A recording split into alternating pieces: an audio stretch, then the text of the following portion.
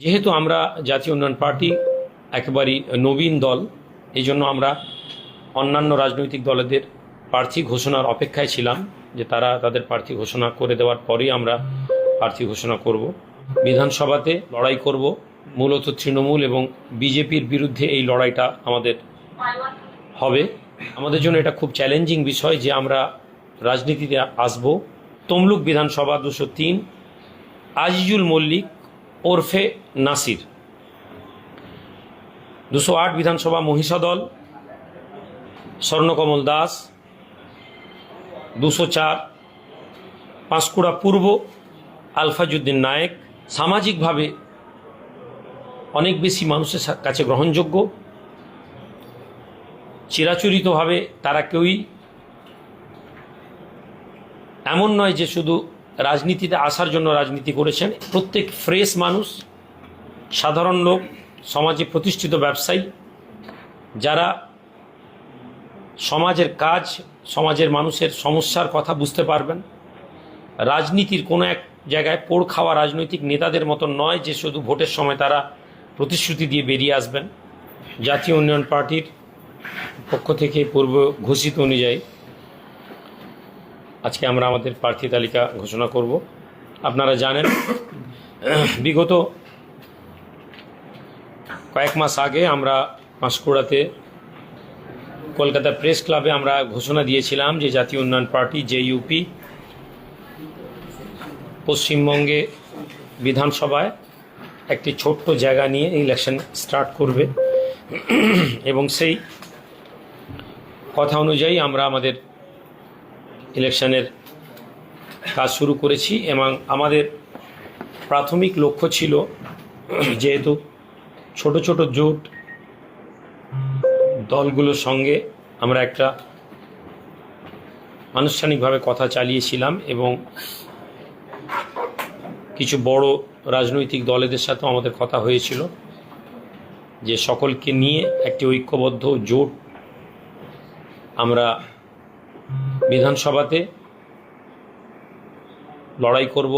মূলত তৃণমূল এবং বিজেপির বিরুদ্ধে এই লড়াইটা আমাদের হবে। এবং যেহেতু আমরা জাতীয় উন্নয়ন পার্টি একেবারেই নবীন দল, এই জন্য আমরা অন্যান্য রাজনৈতিক দলেদের প্রার্থী ঘোষণার অপেক্ষায় ছিলাম যে তারা তাদের প্রার্থী ঘোষণা করে দেওয়ার পরেই আমরা প্রার্থী ঘোষণা করব। আর যেহেতু পূর্বেই আমরা উল্লেখ করেছি যে আমাদের জন্য এটা খুব চ্যালেঞ্জিং বিষয় যে আমরা রাজনীতিতে আসব, কারণ বৃহত্তর একটি মিডিয়া সেল, বিজেপি অথবা তৃণমূলের যে সোশ্যাল মিডিয়া টিম এবং ভীত সন্ত্রস্ত সংখ্যালঘু মানুষ, এই সবগুলোর মাঝ থেকে দাঁড়িয়ে নতুন করে রাজনৈতিক দল গঠন করে অধিকার চাওয়া লড়াইটা খুবই কষ্টসাধ্য।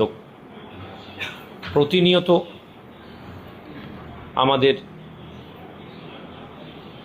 কোথাও না কোথাও দাগিয়ে দেওয়া হবে। 2021 থেকে আমরা এই প্রোপাগান্ডাকে লক্ষ্য করেছি। 2021-এও ঠিক একই ধরনের প্রোপাগান্ডা চালু ছিল যে তৃণমূলের বাইরেই যদি কোনো রাজনৈতিক দল বা রাজনীতি করার কথা বলা হয় তাহলে সেটা বিজেপির উপকার হয়ে যাবে, এবং এটায় তৃণমূল অনেকটা 2021 থেকে সফল। কোথাও না কোথাও ইনডাইরেক্টলি তারা এটা সংখ্যালঘু মানুষদের মাথায় বুঝিয়ে দিতে সক্ষম হয়েছে যে সংখ্যালঘু মানুষেরা রাজনীতি করতে গেলে এটা বিজেপির উপকার। কিন্তু মন্দের ভালো যে আমরা অনেকটাই এই প্রোপাগান্ডাকে ভুল প্রমাণ করতে পেরেছি এবং আমরা রাজনীতিতে নেমে জনসমর্থন যেভাবে আমরা পেয়েছি এবং একটি ছোট্ট জায়গা থেকে রাজনীতি শুরু করার যে বার্তা মানুষদের কাছে দিয়েছি, পূর্ব মেদিনীপুর জেলার মানুষ এটিকে খুব সদর্থকভাবে নিয়েছেন। আমরা পূর্ব ঘোষণা অনুযায়ী আমাদের বিধানসভাগুলো আমরা আপনাদের কাছে ঘোষণা করছি। তমলুক বিধানসভা 203 আজিজুল মল্লিক ওরফে নাসির। 208 বিধানসভা মহিষাদল স্বর্ণকমল দাস। 204 পাঁশকুড়া পূর্ব আলফাজউদ্দিন নায়েক। 211 চণ্ডীপুর আইয়ুব খান। প্রাথমিকভাবে আমরা এই 4টি প্রার্থীর নাম ঘোষণা করেছি। পূর্বেই বলেছি যেহেতু আমরা কোথাও না কোথাও আরও কয়েকটি দলের সাথে কথা বলছি, এই জন্য আমরা নন্দকুমার এবং পটাশপুর এই 2টি বিধানসভার নাম আজকে ঘোষণা করছি না, পরবর্তীকালে আমরা আপনাদেরকে প্রেস রিলিজের মাধ্যমে জানিয়ে দিব। এবং আমরা শুধু এটুকুনি বলতে পারি যে সমস্ত প্রার্থীদেরকে আমরা এনেছি তারা সামাজিকভাবে অনেক বেশি মানুষের কাছে গ্রহণযোগ্য। চিরাচরিতভাবে তারা কেউই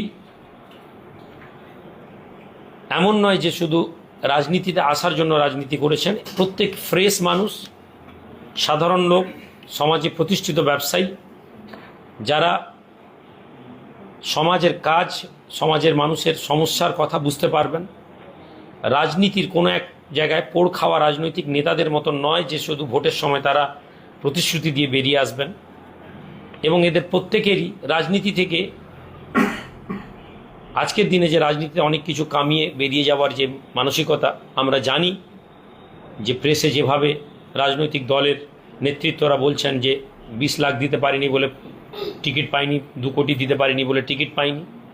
স্বাভাবিকভাবেই তারা এই কথা মিডিয়াতে এসে প্রমাণ করেন। যারা 1 কোটি, 2 কোটি, 3 কোটি, 5 কোটি টাকা দিয়ে টিকিট নিয়েছেন, তারা ক্ষমতায় এলে তারা শুধু ওই টাকা শুধু তুলবেন না, পরবর্তী ইলেকশনের টাকাও তারা তুলবেন। যেখানে দুর্নীতিকে জন্ম দেওয়ার জন্যই তাদেরকে রাজনীতির দলেরা টিকিট দেয়। আমরা আমাদের নেতৃত্বদেরকে এনেছি এবং আপনাদের কাছে আপিল থাকবে যে একটি ছোট্ট জায়গায় আমাদের এই লড়াইকে আপনারা সমর্থন করুন, যাতে আগামীতে এই ছোট্ট আশাটি বৃহত্তর বাংলার জন্য একটি আশার আলো তৈরি হয় এবং 2026-এর ইলেকশনে একটি নতুন আশা নিয়ে সাম্প্রদায়িকতা শক্তির বিরুদ্ধে এবং দুর্নীতির বিরুদ্ধে আমরা আমাদের বিধানসভাগুলোতে যে ইউপির মনোনীত প্রার্থীদেরকে সমর্থন করব। আপনারা সমর্থন করবেন এই আহ্বান করে আমরা আমাদের আজকের এই প্রেসের প্রার্থীর ঘোষণা করে দিলাম। এরপরে যদি কোনো কথা থাকে আমরা সে বিষয়ে প্রশ্ন উত্তরের দিকে চলে যাব। 4টি আসনে প্রার্থী ঘোষণা করলেন, আরো 2টি আসনে ঘোষণা করলেন, এত কম আসনে কেন লড়ছেন? দেখুন, আমি পূর্বেই বলেছি যে আমাদের যতক্ষণ না আমরা আমাদের সংখ্যালঘু মানুষ এবং পিছিয়ে পড়া মানুষদের মূল উদ্দেশ্যকে বুঝতে পারছি, ততক্ষণ পর্যন্ত রাজনীতিতে আমাদেরকে সফলতা আসবে না। তৃণমূলের যে মিডিয়া সেল আছে তারা এই প্রোপাগান্ডা এত বেশি ছড়াতে সক্ষম হয়েছে যে 2021-এও যদি আপনারা দেখেন যে যদি কোনো মানুষ, বিশেষ করে সেটা যদি সংখ্যালঘু সম্প্রদায়ের লোক হয়, তাহলে তাকে কোনো না কোনোভাবে বিজেপির লোক দাগিয়ে দেওয়া হয়। ফলে এটা আমাদের জন্য একটা বিশেষ চ্যালেঞ্জ ছিল। এবং যথেষ্ট বেশি আমরা যদি পশ্চিমবঙ্গের রাজনীতির যে দৃশ্যটা দেখি, মুর্শিদাবাদে কেউ না কেউ দাঁড়িয়েছেন, 24 পরগনায় কেউ না কেউ দাঁড়িয়েছেন। ফলে আমরা যে জাতীয় উন্নয়ন পার্টি ভোট কাটাকাটি বা 5,000 ভোট সংগ্রহ করার জন্য কারো হয়ে কাজ করছি না। ফলে এই মুহূর্তে আমাদের সেই জায়গায় যাওয়ার প্রয়োজন নেই যে আমাদেরকে 30টা সিট দিয়ে প্রমাণ করতে হবে আমরা অনেক বড় রাজনৈতিক দল। বরং যে কটা সিট দিয়েছি, আগামীতে আমরা এই মানুষদেরকে বিধানসভায় পৌঁছাতে পারলে বাংলার মানুষের কাছে আমরা আমাদের সিদ্ধান্ত এবং আমরা আমাদের পলিসি পৌঁছাতে সক্ষম হব বলে মনে করি। এটা আগামীর ইলেকশনগুলোতে আমরা লোকসভাতে বা পরবর্তী পঞ্চায়েতে মানুষ আমাদেরকে আরও সহজভাবে গ্রহণ করতে পারেন, বিভ্রান্ত না হয়ে। তার জন্যই আমাদের এই ছোট জায়গায় নিজেদেরকে প্রমাণ করার চেষ্টা। আপনাদের বামফ্রন্টের জোট রয়েছে? জোটের বিষয়টা আমরা আগেই বলেছি, যেহেতু আমরা সবচেয়ে নবীন দল, ফলে জোট সংক্রান্ত কোনো কথা যতক্ষণ না অন্যান্য রাজনৈতিক দলেরা বলবেন, তারা যদি এই বিষয়ে না বলে থাকেন তাহলে আমার নতুন করে এই বিষয়ে মুখ খোলার কোনো জায়গা নেই। আমরা সবার শেষে দল ঘোষণা করছি। এই পলিসির মধ্যে এটাও ছিল যে যতক্ষণ অন্যান্য রাজনৈতিক দলেরা তাদের কি মোটিভ আছে বা তাদের কি সিদ্ধান্ত আছে তারা প্রেসের সামনে না বললে, আমরা জাতীয় উন্নয়ন পার্টি পঞ্চায়েত এর আগেও একবার আইমার মাধ্যম থেকে আইমার সমর্থনে এককভাবে লড়েছিলাম। আমরা এখনও সেই জায়গাতেই দাঁড়িয়ে আছি। যদি সমর্থন হয় তারা বলবেন, তাদের সাথে আমরা আমাদের কথা বলে সিদ্ধান্ত দেব। আমরা দেখেছিলাম যে আপনারা আপনাদের পঞ্চায়েতে এখান থেকে লড়েছিলেন, আবার জেএপি পার্টির সদর দপ্তর এখানে, অথচ 205 পশ্চিম পাঁশকুড়াতে আপনারা প্রার্থী দিলেন না, কি বলবেন বিষয়টা নিয়ে? না, আমি যে বললাম আমরা নন্দকুমারে দিচ্ছি না, পাঁশকুড়াতে কোথাও না কোথাও যাদের সাথে জোট হওয়ার কথা চলছে তারা প্রার্থী ঘোষণা করে দিয়েছেন। ফলে আমাদের কাছে এমন নয় যে সময় নেই বা সুযোগ নেই। যদি জোটের বৃহত্তর স্বার্থ, আমি পূর্বে বলেছি আমরা ভোট 5,000 ভোট নেওয়ার জন্য আসিনি যে আমাকে গোটা জেলাতে ভোট দিতে হবে, বা আমি 5,000 ভোট কাটার জন্য আমাকে কেউ হায়ার করেননি। আমরা এখানে এসেছি একটা ছোট্ট জায়গা থেকে স্টার্ট করার জন্য, যে স্টার্টের মধ্যে আমরা এটা বিশ্বাস রাখি যে আমরা আগামীতে সামনে পৌরসভা আছে যেখানে আমরা এককভাবে বা সমর্থন নিয়ে ভোটে এসেছি, যেগুলো পরবর্তীকালে জানাতে পারবো। এখন পাঁশকুড়ায় প্রার্থী ঘোষণা হয়েছে, মামেরাও করেছেন, ফলে আমরা এই মুহূর্তে ওই জায়গায় প্রার্থী দেওয়ার ভালো মনে করছি না। ভোটটা নষ্ট হোক এটা আমরা চাই না। আপনাদের আপনারা তো সিপিএম এর সদর দপ্তরে আপনাদের প্রতিনিধি গেছিলেন, মোহাম্মদ সেলিমের সঙ্গে বৈঠকও হয়েছে আমরা জেনেছি। তো সেক্ষেত্রে বামেদের সঙ্গে আপনাদের আলোচনার কতদূর কি এগোলো? আলোচনা একটা ভালো জায়গায় আছে, এবং বামেদের সবচেয়ে বড় বৈশিষ্ট্য তারা অনেক ছোট ছোট দলেদেরকে নিয়ে তারা রাজনীতি অনেক দীর্ঘদিন করেছেন, ফলে তারা এই বিষয়টা নিয়ে কথা বলছেন এবং একটা পজিটিভ জায়গায় আছি। আমি পূর্বেই বলেছি যে সমালোচনা বা নেতিবাচক কথায় আমি বিশ্বাসী নই। প্রবল চেষ্টা চলছে, একটা দুটো সিট নিয়ে এমন একটা জায়গায় দাঁড়িয়ে আছি, যেমন আপনারা দেখেছেন পাঁশকুড়া পূর্বে বামেরা ঘোষণা করে দিয়েছেন, কিন্তু আমার বিশ্বাস আছে তারা সিটটা তারা সেখান থেকে তাদের প্রার্থীকে হয়তো উইথড্রল করিয়ে নেবেন। ফলে আমরা সেই জায়গায় বৃহত্তরভাবে আমরা পরিষ্কারভাবে বলতে পারবো, যেহেতু এরকম ধরনের দু একটি বিক্ষিপ্ত সিট এদিক ওদিক হয়ে আছে, যে কারণে আমরা এখন বলতে পারছি না। হ্যাঁ, সিপিআইয়ের ব্যাপারে যখন জোট কথা চলছিল, সিপিআই সেই জোটের জায়গাটা না জেনেই তারা আগে প্রার্থী ঘোষণা করে দিয়েছে। আমি জানি না এটা বামেদের সাথে তাদের কোনো কথা হয়েছে কিনা, বাট আমরা ওই জন্যই সিপিআইয়ের বিষয়টা নিয়ে একেবারেই ভাবছি না, কারণ জোট ধর্ম একটা অনেক গুরুত্বপূর্ণ জিনিস। যেহেতু আমি আশাবাদী, ফলে আমি এখন কোনো কথাই বলতে পারবো না। হুমায়ুন কবিরের প্রতিনিধি দল আপনার বাড়িতে এসেছিলেন আপনাদের সঙ্গে কথা বলতে, সেক্ষেত্রে হুমায়ুন কবিরের দলের সঙ্গে আপনাদের দলের কোনো জোট হচ্ছে? আসাদুদ্দিন ওয়াইসি গতকাল এসেছিলেন, সেই জোটে আপনারা ওনারা কি বলেছেন আমাদের সাথে জোট হয়েছে বলে? এরকম কোনো বক্তব্য ওনাদের আছে কি? ওনারা বলেছিলেন যে আপনাদের সঙ্গে কথা হ্যাঁ, কথা তো সবার সাথে, বামেদের সাথেও হয়েছে, ডব্লিউপিআই বা এসডিপিআই যারা মুর্শিদাবাদে যে সমস্ত দল আছে তারাও আমাদেরকে আপিল করেছে। ফলে কথা তো সবার সাথেই চলছে। একটি কথা আমি যেটুকুন বুঝেছি, সংখ্যালঘু সম্প্রদায় থেকে বেরিয়ে আসা রাজনৈতিক দলেদের বৃহত্তর নেতৃত্ব এই জায়গায় তারা সহমত যে ভোটটা যেন নষ্ট না হয়, আমরা ভোট কাটাকাটিটা না করি। ফলে এই জায়গায় প্রত্যেকে সহমত, এবং সেই জায়গায় দাঁড়িয়েই রাজনীতিতে আমরা সব জায়গায় প্রার্থী দিচ্ছি না। বলছি লড়াইটা মূলত আপনাদের কাদের বিরুদ্ধে? এখন লড়াই অনেকগুলো লড়াই আছে। কোন লড়াইয়ের কথা আপনি বলছেন? মানসিকভাবে লড়াই করতে গিয়ে সবচেয়ে আগে যদি লড়াই হয়, সংখ্যালঘু মানুষদের সাথে আমাদেরকে লড়তে হচ্ছে, কেননা তৃণমূল যে প্রোপাগান্ডা ছাড়িয়ে রেখেছে সংখ্যালঘু মানুষদের কাছে, বিজেপির লাভ, বিজেপির টাকা নিয়েছে, এই বক্তব্যটা সংখ্যালঘু মানুষদেরকে এটা বোঝানো যে এটা একটি প্রোপাগান্ডা। ইনডাইরেক্টলিভাবে 2021-এ এই কথা বলেছিল, তাহলে অন্ততপক্ষে তারা এই কথা ঘোষণা করে দিক যে যতক্ষণ কেন্দ্রে বিজেপি থাকবে আর রাজ্যে তৃণমূল থাকবে, ততক্ষণ পর্যন্ত আর কোনো রাজনৈতিক দল বানাতে পারবে না। 2021-এ বলেছে, 26-এও আমরা বসে গেলাম, 29-এও একই কথা হবে। ফলে লড়াইটা আমাদের সচেতনতার বিষয়, সংখ্যালঘু মানুষদের সচেতন করার জন্য আমাদের এই লড়াই, রাজনৈতিক লড়াই। নিঃসন্দেহে বিজেপির বিরুদ্ধে আমাদের লড়াই, এটা কোনো সন্দেহ নেই। কেননা আজকে হতে পারে তৃণমূল অনেক কিছু করতে পারত, কিন্তু বিজেপি হিন্দুত্ববাদী এজেন্ডাকে এমনভাবে চালিয়ে এমন বিভ্রান্ত করেছে, যদিও তারা হিন্দুদের জন্য কিছুই করেনি।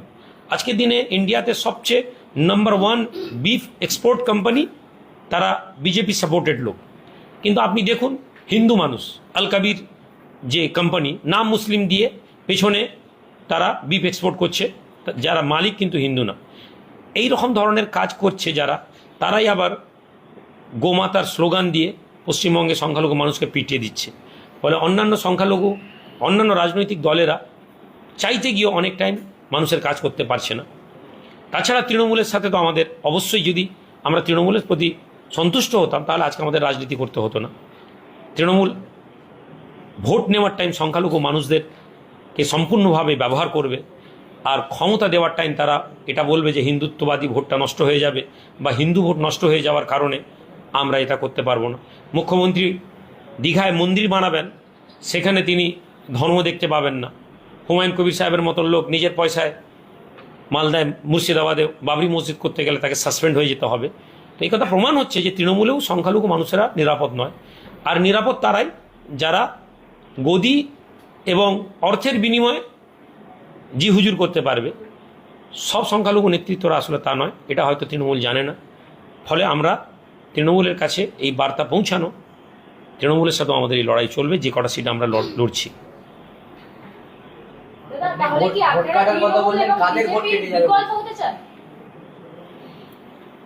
বিকল্প আমরা তো এই মুহূর্তে নই, এটা তো কোনো সন্দেহ নেই।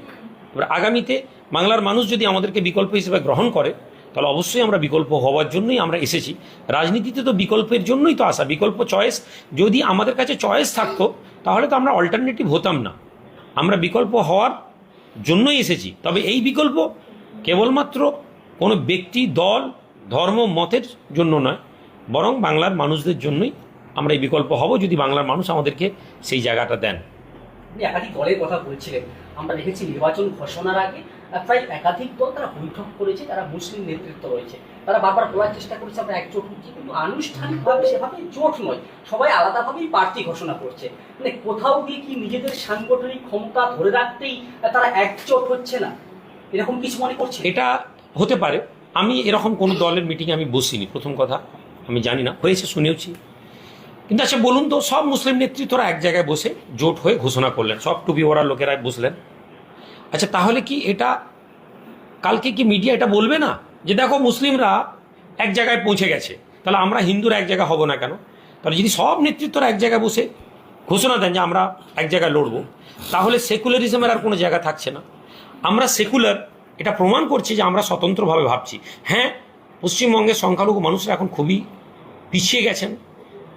বামেদের সময় তাদেরকে ইউজ করা হয়েছে, আজ তৃণমূল দুধেলা গাই বানিয়ে রেখেছে। ফলে আমরা অল্টারনেটিভলি যার যেখানে ক্ষমতা আছে হয়তো আমরা আসছি। কিন্তু এটা সত্য কথা যে আমরা মুর্শিদাবাদে গিয়ে প্রার্থী দিচ্ছি না, আমরা 24 পরগনায় গিয়ে, হাওড়াতে গিয়ে প্রার্থী দিচ্ছি না।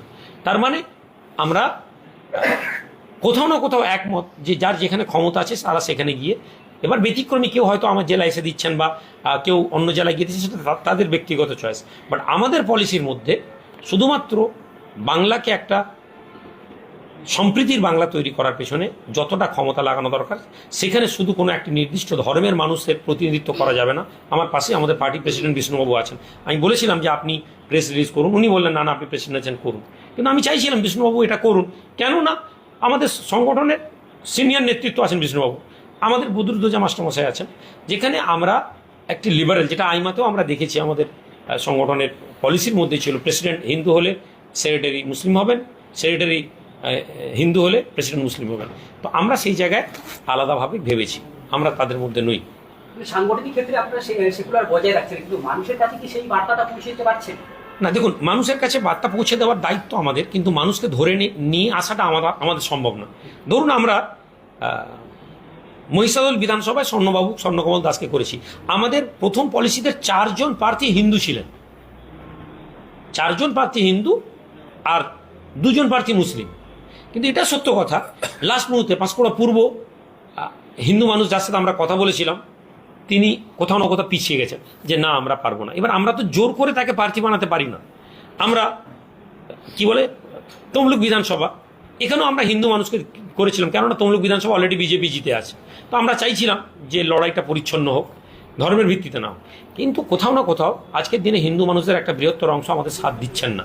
আবার স্বর্ণবাবুর মতন লোক আছেন, আবার পটাশপুরে আমাদের যিনি প্রার্থী হবেন তিনি যদি আমরা তার নাম যদি তিনি একজন সম্ভ্রান্ত হিন্দু পরিবারের লোক, তাকে আমরা চিনতাম না, তিনি স্বতঃস্ফূর্তভাবে তিনি এসে আমাদের সাথে যোগ হয়েছেন, লড়বেন।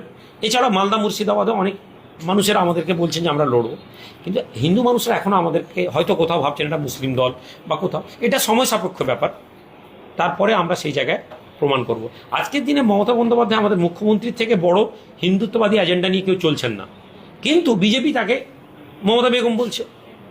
তাহলে তিনি এত আমি প্রার্থী দিচ্ছি, তার মানে মুসলিমরা আমরা সন্তুষ্ট নই। মানুষ আমাদেরকে এখন মুসলিম হিসাবে কতটা গ্রহণ করছে সেটা পরের কথা, বাট আগামী 5 বছরের মধ্যে আমাদের কর্মকাণ্ডের মাধ্যমে যখন আমরা সেই সেকুলারিজমটা ভালোভাবে প্রকাশ করতে পারবো,